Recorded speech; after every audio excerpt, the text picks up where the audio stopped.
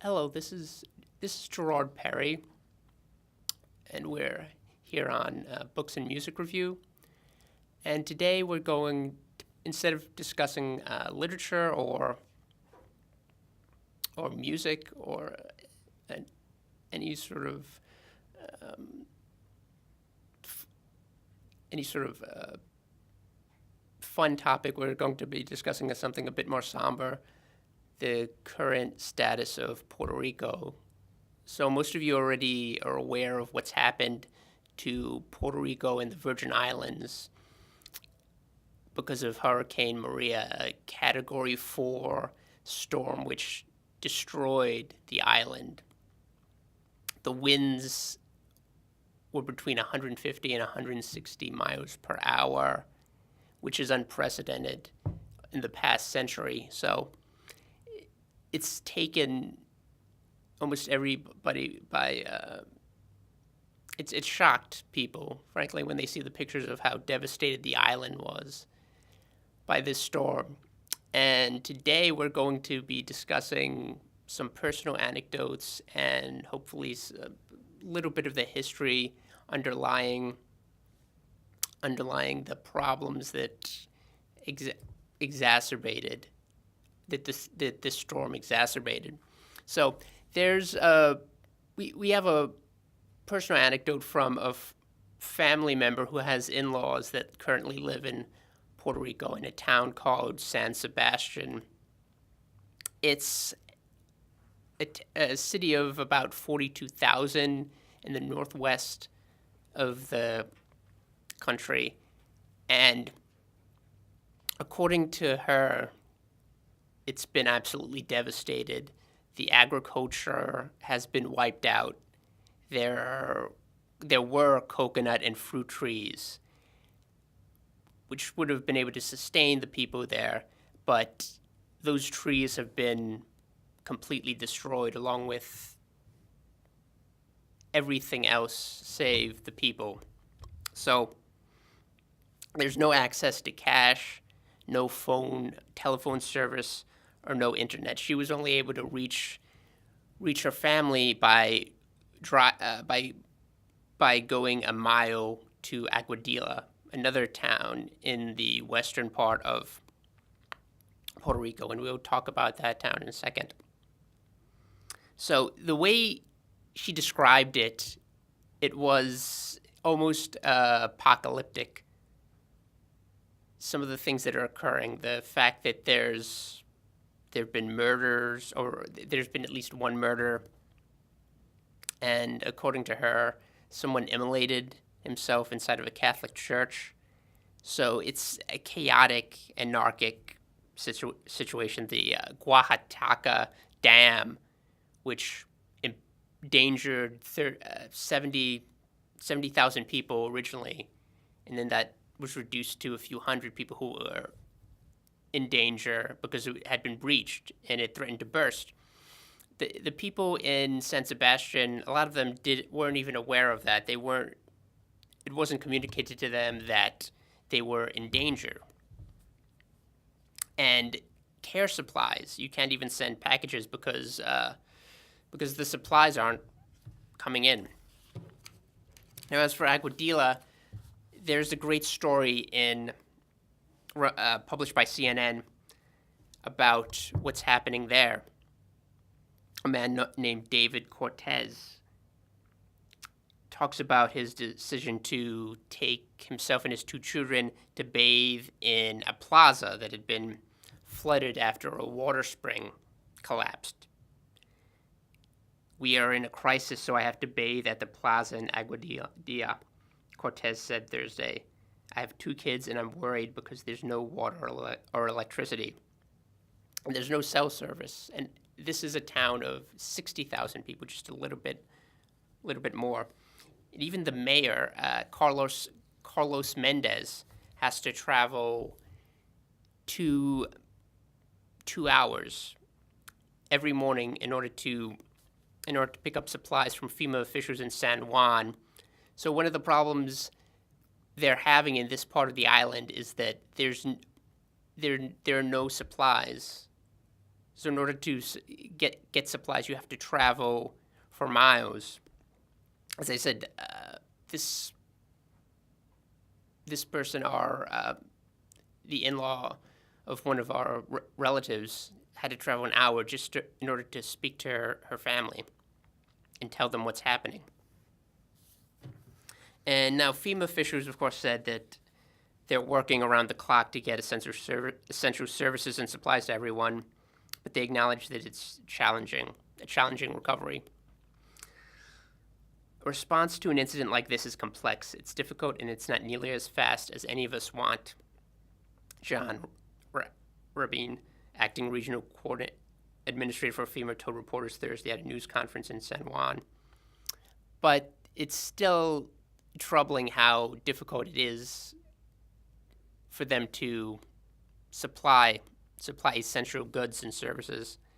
For example, the airport, it's intact, it hasn't been damaged, but they're not receiving supplies even though JetBlue and Airways and Spirit Airlines have already flown aid missions to the airport. A government plane with essential supplies hasn't shown up.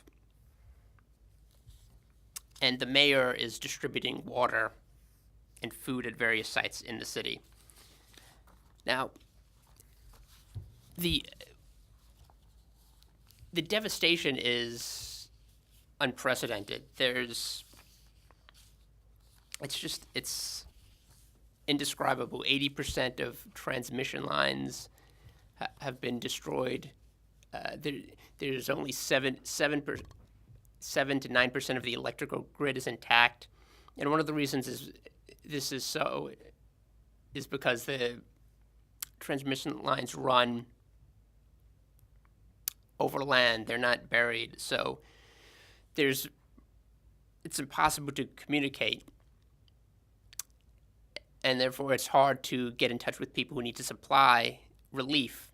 For example, only 20% of truckers have been notified or able to respond to the call and deliver much needed aid. Now, some people say this is a failing of the federal government, and I think that's epitomized by Elaine Duke, the head of the Department of Homeland Security, who said that this was a good news story, and the mayor of San Juan's response was, it's not a good news story. There are people in danger of dying. It's really a perilous situation.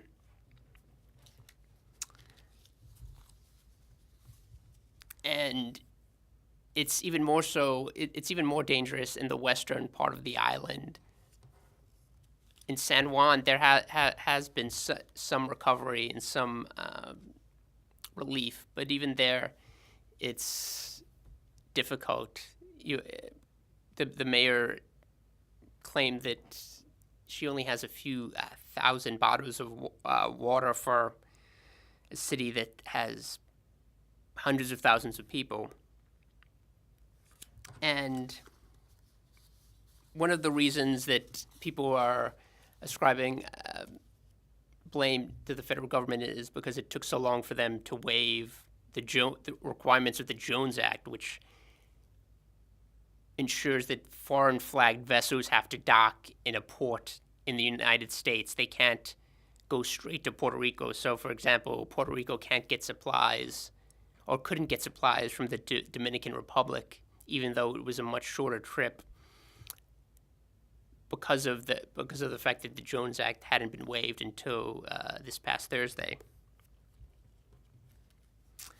And there are some people who assert that the reason the Jones Act was enforced was to make sure that U.S. products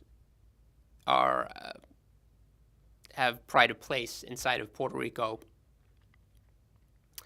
instead of foreign products, and it was established basically to help the merchant shipping industry in the United States, but it serves as a hindrance when you really need to get supplies to people who are suffering. And the people are suffering. There's a story in the New York Times that illustrates how dangerous this is right now, especially for people who are sick and elderly and need to be taken care of. This is by Luis Ferrer, Francis Robles, and Lisette Alvarez. For the sick and elderly, heat can be deadly. Without sufficient power, X-ray machines, CAT scans, and machines for cardiac catheterization do not function. And generators are not powerful enough to make them work. Only 1 in 5 operating rooms is functioning. Diesel is hard to find, and with a shortage of fresh water, another concern looms: a possible public health crisis of unsanitary conditions. And this is even more dangerous because the possibility of an outbreak of disease is ubiquitous when you think about it. Puerto Rico has a lot of mosquitoes that transmit all sorts of potentially lethal diseases like Zika, dengue, chikungunya, and there's no real way to help remedy this without a functioning response from the federal and the local government and the people there. There's a hospital ship called the USS Comfort that is helping out the people who need surgery and life-saving operations. But it's not enough when you think about the drastic need. There are almost 3.5 million people in Puerto Rico, and they need urgent care. There, for example, a person I was referring to at the beginning of this show has parents that are in dire medical conditions, and they need their medicine. They also need medical attention. There was one story recently about people who were who were evacuees, people who were in one of the centers for people whose homes had been destroyed, and since there's no power, she was basically sitting next to a bucket or an ice bucket filled with water that was supposed to keep her insulin code, but she couldn't because of the lack of electricity.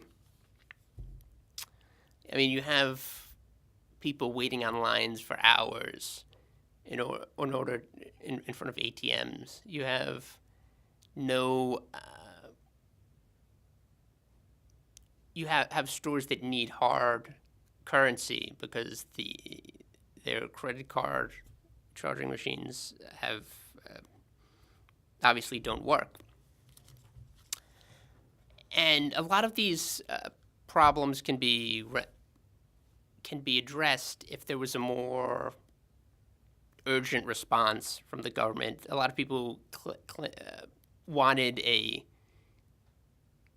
general in charge of the response from the start, and that's what's happened recently. In the past couple of days, in concert with FEMA, they're distributing supplies. So I'd just like to mention some organizations that are helping out the people in Puerto Rico and the Caribbean. But especially if you want to help out the people in Puerto Rico, some of the organizations you can donate to or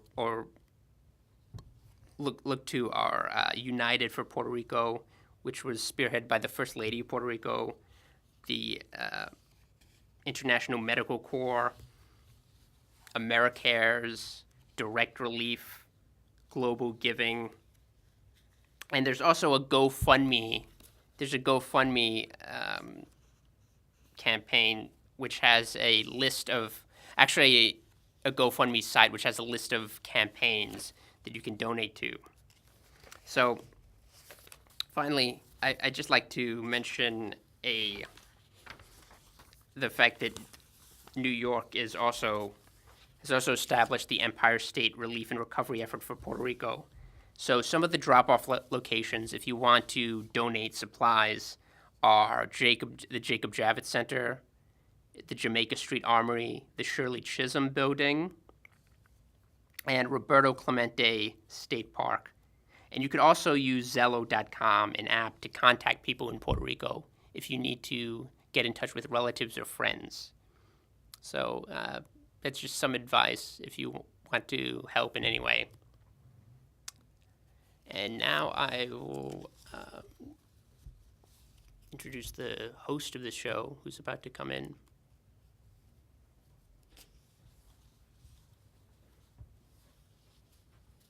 Well, this is the Books and Music Review Show, and that was a great show about Puerto Rico, the island, and I'm going to talk about a few different other topics. Oh, let me get my folder down here. I've got it. Oh, I don't have it. What did I do with my folder? I'm not as organized as, I had a red folder. Okay, so I'm going to do it without the red folder. You know what? I'm going to look and find out if it's in the others. Oh, continue talking. All right. For a second. Okay, so I said I was going to discuss the history of the island, and one of the reasons the problems have been compounded is because of the underlying economic problems. Puerto Rico. Oh, you. No, you can continue. Okay. So there were That was my disorganization. interest payments from bonds issued by the government of Puerto Rico, which were exempt from taxes, and Puerto Rico issued debt to balance the budget, and then debt to pay off the debt, and eventually incurred a lot of debt that way. Congress forbade Puerto Rico from declaring bankruptcy, and then Congress eventually started eliminating the tax exemption, so they lost a huge source of income, which caused a recession and caused the economy to shrink, and Puerto Rico, in order to find ways to pay off the debt, started raising taxes, which caused the economy to shrink further, and then people to leave the island, 400,000 within the past decade and a half, I believe. Okay, so I put you right on the spot for a moment by losing my folder, and lo and behold, the folder was right on the podium. It was on the music stand, and I'm looking all over here for my folder. That was a little disorganization on my part. Anyways, so we're still the Books and Music Review. I did interrupt you in the middle of everything. Did you want to finish what you're saying? No, well, my point was that this is one of the reasons that Puerto Rico has a huge debt. I mean, in part because the United States, because the federal government did away with this tax exemption, which led, and in part because of the Puerto Rico, the budget policies, which is why they had to establish PROMESA, which is it's kind of technical, but basically an executive financial control board to exercise budgetary and fiscal decisions for the entire island, which defaulted on a $58 million bond payment to the Public Finance Corporation, has $70 billion in debt, and $50 billion in pension obligations. And people have debated this, whether or not this is a form of colonialism, the idea that you have a board exercising control over them in Puerto Rico, over an island which essentially doesn't have representation in Congress. So that is one of the reasons that the infrastructure was so badly dilapidated even before Hurricane Maria and But we still need help for Puerto Rico. Yeah. Yeah. I'd like to see them send the Marines in Yeah. to rebuild everything. That would be. Yeah, that'd be kind of a cool. good start. So, President Trump, send in the Marines, soldiers, the Air Force, the Navy. This is America. Take some of that foreign aid and send it to Puerto Rico. Lots of it. Okay, that's just an opinion. Okay, so it's an opinion. It's my opinion. Oh, I'm sorry. I gave an opinion on your show. Okay, so here's the thing. I don't know anything about that. I'm not really big on history. I know what's been happening. I've seen the pictures. And what I do know is grandparents. There are many, many grandparents over in Puerto Rico. You may be listening. You may have grandparents over there. And I have to say something. Grandparents are important. When you have good ones, they're important. So the next thing you're going to see on the screen is one of the most wonderful grandparents ever known in history. I'll have to show you the picture, and I'll be right back. And then I want to read you some words of wisdom, sometimes quoted wisdom, sometimes her own words. But I'm going to put the picture on the screen first, and then I will talk. I'm going to use my voice. Wait up 1 second. Don't go anywhere. Oh, you have our email. It's books.musicreview@gmail.com. Books.musicreview@gmail.com. Wait till you see this picture.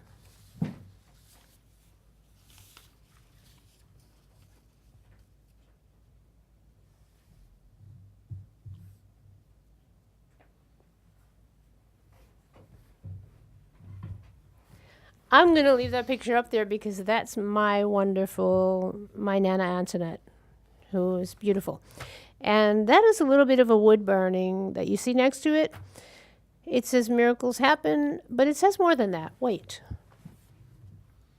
It says, when there is hope, there is faith. Where there is faith, miracles happen. Okay, so this is what we're wishing and hoping for. When there is hope, there is faith. Where there is faith, miracles happen. For Puerto Rico and for the rest of the United States, wherever the hurricanes hit. Mm-hmm. So with the picture of my grandmother, one of my favorite, best grandmothers going, Nana Antoinette, I'm going to read you words that one of my aunts left behind. Yes, and she knew that someday I'd be reading them on this show. My Aunt Adeline, who was a very strong and wise person. These are some of the words that she wrote down in the book, and some of them are quoted. And you probably can guess which were hers and which were quoted. Oh, by the way, Adeline is, that lady you see on the screen there, that's, Adeline is her daughter.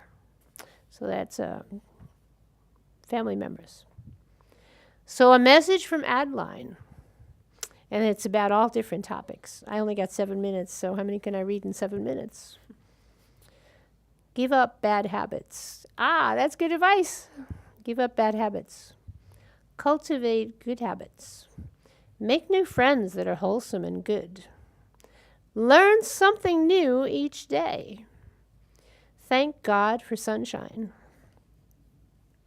And my Aunt Adeline said, it still shines. Merry Christmas. Happy New Year. And she wrote that in 2003. You have much ability to cook, to travel, to clean, to wrap packages. I got to give her that. I cannot wrap a package to save my life, but my Aunt Adeline had much ability to cook, to travel, to clean, and to wrap packages. She kind of took care of my grandmother, who's on the screen there, before she died. Absence makes the heart grow fonder. And then my Aunt Adeline wrote, do not tolerate abuse. Do not waste time. Action is louder than words. Keep praying. Good advice. And then she wrote, agree with good. Reject bad. And freedom. She wrote in the book about freedom. She wrote, America, the land of the free and the home of the brave. And then on another page, she wrote, curb your anger. Do not anger quickly. You'll only be angry with yourself. So my Aunt Adeline continues, and she writes, inward beauty. Christ was kind. I say Christ is kind. Yes, Christ was kind and still is, because he's the same yesterday and today and tomorrow. Kindness, and then she wrote, meant to be born.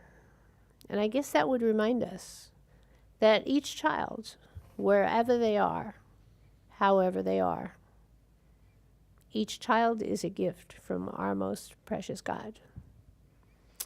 And then she wrote on another page, do not blame food for your loss of appetite, shame and sin. And then she wrote, a good book is a friend. Briefly is best. I think I took that one out of context. I typed these over. She wrote it in her handwriting. Attend to your own business. And then she wrote, can you, for all calamity. And after a while, I figured out what she was writing in this book. And then my Aunt Adeline said, be cautious with strangers. Not every stranger is a friend. Amen means certain. You have a chance for happiness. Builds good character, honesty, truth, determination, perseverance. And you look like you have something to say. Do you have something to say? No, I'm just listening. Okay. She goes on to say, obey laws and learn about God. Laws of God and laws of man. A God of wrath, there is justice. A God of love and mercy, Jesus, compassion, feeling for others. And I'm sitting here babbling at the mic, and I'm thinking, gee, I hope I unmuted the mic, because I did have it on mute before. So if you're hearing what I have to say, and that's a picture of my grandmother, if you're hearing what I have to say, I did a good job of unmuting the mic. I've only got 3 minutes left. But my Aunt Adeline wrote in this book, Joy. What a beautiful name. And she wrote many other things. So I saved that book with her handwriting. She wrote, your best friend, God first. I guess that we really have a good friend if we have a best friend of God first. And she kept on writing sweet words without work. Good God. Humble only to God and to parents. Well, she had good parents. Yeah, there were my grandparents. Really good grandparents. So she said, respect your elders. Mockery is foolish. Yeah, so don't make fun of people, because mockery is foolish. I say don't make fun of people. My aunt said, mockery is foolish. You have ability, have reverence for yourself. I have 1 minute and 58 seconds, and I didn't read everything she wrote, but that was words of wisdom from my Aunt Adeline, and some she had copied down from somewhere other places. I better go inside and change that screen, and I'll be back in a minute. I'm going to take that off the screen and bring you back to the studio. Mm-hmm. You can talk. Oh, so that was it was the words of Aunt Adeline, and we've been talking about a few different things, but mostly Puerto Rico and words of hope. Definitely words of encouragement, even though it's a very bleak situation at the moment. And anyone in the Staten Island area who's listening and wants to do something to help, they should definitely investigate and see what they can do to help the people of Puerto Rico regain their momentum, to help the people who are already helping each other out, helping each other survive during a really unprecedented time of grief and sadness and trial. So this has been the Books and Music Review Show. We'll see you shortly with a different topic, hopefully a more bright topic.